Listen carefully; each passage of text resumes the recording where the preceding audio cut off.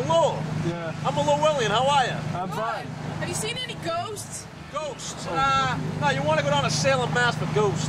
Think Witches so? and ghosts. Often thought of as one of the wonders of the world, Lowell, Massachusetts has always served as a foundation of New England industry and textile production. Recognized for an amazing scenery of prominent mill buildings and powerful and lengthy canals, Lowell's story is one that attracts thousands each year. Although its history is well known throughout the world, the tales of Lowell's past go far beyond the cotton mills and canals.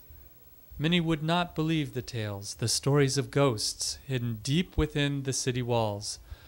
They would not be able even to imagine those paranormal spirits that haunt the old mill buildings, boarding houses, businesses, and even homes. But whether you believe in ghosts or not, whether you've seen them or just consider them a work of fiction, the famous mill city does have a few ghost stories to share. 98 Middle Street, set in the heart of downtown Lowell, is home to Evo's Arts, a tavern and art institute owned by Suli Jalimli. The building is well known throughout the city for its upstairs art gallery and capos located next door, which hosts musicians throughout the week. The building is often booming with guests from all over and has become a local hotspot for many artists and musicians in the city. Despite its popularity, however, very few are aware that the building is actually haunted. Many have witnessed strange occurrences that can only be explained by the supernatural. Jalimli purchased the building nearly 25 years ago, and since then he and other employees of the building have in fact witnessed several occurrences of paranormal phenomena. One thing that happened when I was one day doing some paperwork in the dining room, and jukebox started by itself, and there was no one in the building except I had a manager. He was in the basement, from the basement to the bar where the jukebox is so far, and I went and checked and he wasn't there, and he was in the basement, and jukebox started by itself, and I thought it was a mechanical like fluke or something, and like a few weeks later, actually jukebox, I was in the same situation, and jukebox started again and same song played. So I thought maybe that was related with this ghost. The guy supposed to have maybe an accident, fell through the elevator shaft and died. That's the ghost we have there. This guy, I understand, had a fiancée or a girlfriend somewhere, and when she found out that he died, and supposedly she killed herself and joined him. So we have a couple here. Here is the elevator. Another thing I experienced, I was in the dining room again, and we used to stack the plates at the window between the dining room and the kitchen, like 25, 30 of them on top of each other. And I was doing paperwork, and I watched, I heard a noise. That stack of one of the plates shaked. And after that noise, I looked at it, and two of the plates was just, instead of falling, gently put on the counter. Like, you see how plates are built up like that? Like the wind is higher, and then just two of them was just dropped on the counter here.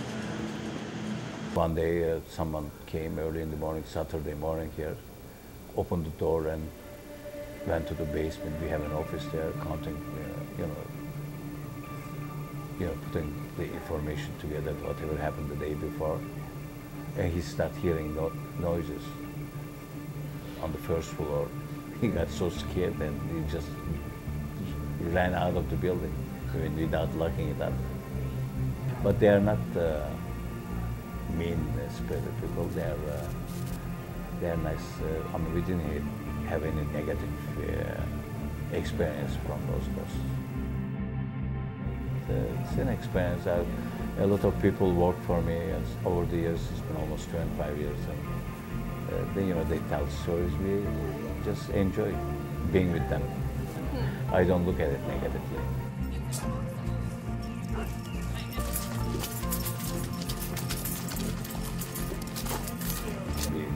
You don't have to reject it, or you don't have to believe in it, but it is there.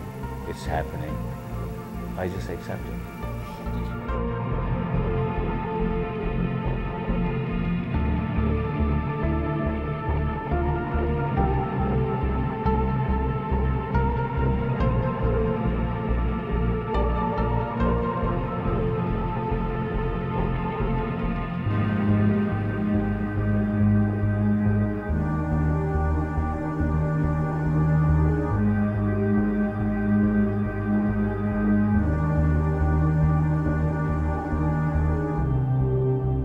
Not far from Evos is 105 Beacon Street, home to the ghost of a 4-year-old boy. Although the boy has not been seen by the house's current owners, its previous residents have had some stories to share. When we'd be in bed, you would hear someone walking up the stairs, but they would walk all night. They would never get to the top. And you could just hear the footsteps all night long. Somebody walking. And they never got. We used to be afraid in our beds, like somebody was going to come in, And no one ever got to the top of the stairs. They just walked all night. We've lived here almost 3 years. We moved in 2001 in April, right? Mm-hmm. April. We've never experienced anything paranormal. My mother recently died. We were thinking she's probably haunting that house now. If anybody was going to come back, it would have been my mother. She used to always try to contact the boy, and she was the one who saw him the most. She used to see him in the front room all the time. His name was on the gravestone. It was a little, like a little slab, and it said died on his birthday, which was sad. 4 years old. Fell down the well. I measured it down. It's like 8 feet deep. Oh, wow. And but there's always water in it. My mother was in bed one night, and somebody pulled the blankets off her, and so she thought it was one of us, and she got up, and there was no one there.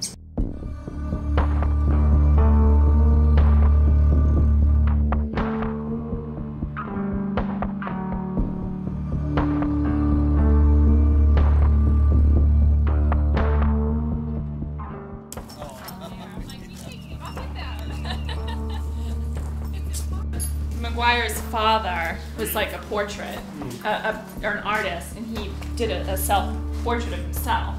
And when we looked at the house, that was the only thing that was here, on top of the mantle. So it was all like empty except for this one. Yeah, and it's kind of dark, and I don't know, it's kind of creepy looking. Kind of added to the atmosphere. Yeah, so we're like, what is this? What is that? But also, before the house was fixed up, it was ugly. It was in bad shape. There was a lot of trash in the back, and I think that just kind of added to it. Do you believe in ghosts? I do.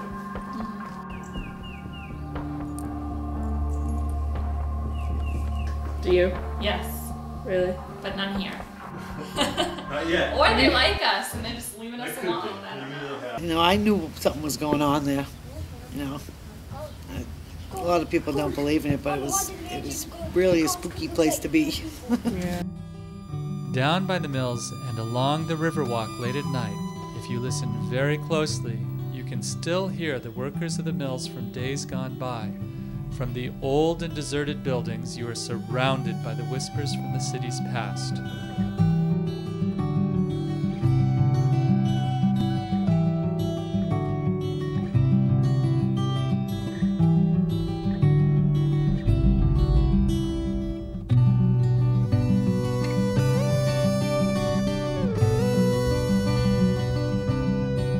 Whenever you feel alone in the quiet streets of Lowell late at night, remember that the ghosts of Lowell's past are everywhere.